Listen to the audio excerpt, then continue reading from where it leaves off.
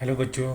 अभी जो मैं क्वेश्चन एक्सप्लेन करने वाला हूँ, ये क्वेश्चन क्लास 11 से लिया गया है और ये आर डी शर्मा बुक से क्वेश्चंस लिया गया है और चैप्टर्स का नाम है complex numbers. Now see the question.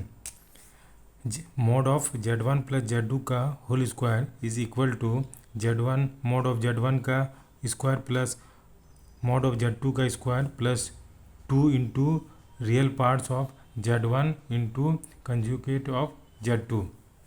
तो देखिए क्वेश्चन में बोल रहा है कि mod of z1 plus z2 का whole square is equal to, ये हमको ये प्रूव करना है। ठीक है, तो हम कैसे प्रूव करेंगे?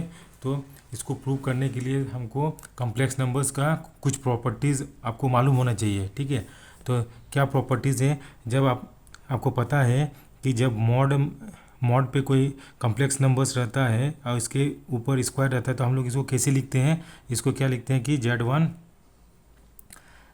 का whole square is equal to कैसे लिखते हैं? z into conjugate of z। ये आपको पता है ये प्रॉपर्टी। तो देखिए ये क्या है, मान लीजिए टोटल जो पार्ट है ये समझ लीजिए z है और ये क्या एक मॉडुलस के अंदर है और इसके ऊपर स्क्वायर है। तो हम इस पार्ट को क्या लिख सकते हैं? हम इस पार्ट्स को ये लिख सकते हैं कि z1 प्लस z2 लिख सकते हैं into conjugate of z1 plus z2। ये इसको इस तरह से लिख सकते हैं, यस या नो? यही प्रॉपर्टीज़ को हमने लिखा। अब हम क्या करते हैं कि इसको z1 plus z2 has usual ऐसे ही लिखते हैं और ये क्या करते हैं, देखिए इसके ऊपर क्या है, इसके ऊपर बार है या कंजुगेट है, तो हम इसको क्या लिखते हैं? इसको हम लिख सकते हैं z1 का बार प्लस z2 का बार लिख सकते हैं, यस या नो? इनटू, क्योंकि हमको प्रॉपर्टीज़ पता है कि क्या पता है कि कोई भी z1 रहा, z1 प्लस z2 के ऊपर कंजुगेट रहा तो हम इसको अलग से z1 प्लस z2 अलग अलग इसको हम लिख सकते हैं। ये मेरा प्रॉपर्टीज़ ऑफ कंजुगेट का है। ठीक है, तो हम इसको ऐसे ही लिखें। अब ये क्या करते हैं, इसको हम इंटू करते हैं। तो इंटू करेंगे तो क्या होगा? z1 इंटू z1 का conjugate plus z2 into z1 का कंजुगेट प्लस यहाँ पे कितना हो गया?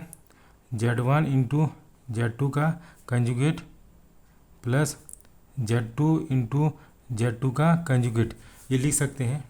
आप देखिए यहाँ पे कि z1 इंटू z1 का कंजुगेट मतलब z इंटू z2 का कंजुगेट, तो हम क्या लिखते हैं? z1 का स्क्वायर लिखते हैं, यस या नो? z1 का स्क्वायर लिखते हैं प्लस ये तो एज यूजुअल ऐसे लिखेंगे z2 इंटू z1 का कंजुगेट प्लस इसको z1 इंटू z2 का कंजुगेट लिखेंगे प्लस। अब देखिए ये प्रॉपर्टीज़ पे ये कर रहा है z2 इंटू z2 का कंजुगेट, तो हम क्या लिखेंगे? z2 का मॉड का स्क्वायर लिख सकते हैं। अब इसको हम अरेंज करते हैं कैसे? z1 का स्क्वायर प्लस z2 का square plus z2 into z1 का conjugate plus z1 into z2 का कंजुगेट, ये हम इतना लिख सकते हैं। आप यहाँ पे देखिए कि हमको क्या है कि एक प्रॉपर्टीज़ हम लोग क्या पढ़े थे, इसका कंजुगेट का क्या पढ़े थे कि जब मेरा ये प्रॉपर्टीज़ रहता है क्या, z प्लस z का कंजुगेट रहता है तो हम क्या करते हैं? 2 into R E real part of z। ये प्रॉपर्टीज़ आपको पता है। तो यहाँ पे देखिए ये मान लीजिए यहाँ पे ये प्रॉपर्टीज़ हमको यूज़ करना है। तो देखिए यहाँ पे क्या लिखेंगे? z1 का बार लिखेंगे प्लस z2 का मॉडुलस का स्क्वायर लिखेंगे प्लस। अब यहाँ पे देखिए इसको z1 z2 का बार लिखेंगे प्लस इसको हम क्या लिख सकते हैं? z2 इंटू z1 का बार है तो इसके ऊपर बार लिखेंगे तो ये यूजुअल ऐसे ही आ सकता है। ठीक है, इसको लिख सकते हैं। तो यहाँ पे क्या है कि z1 इंटू z2 के बार z2 इंटू z1, तो ये जो प्रॉपर्टीज़ है क्या है? अब यहाँ पे देखिए ये z1 है और z2 के ऊपर बार है, Z1 इंटू Z2 का बार है, यहाँ पे Z2 का बार है और Z1, तो ये इसी का इक्वल हो गया। क्यों?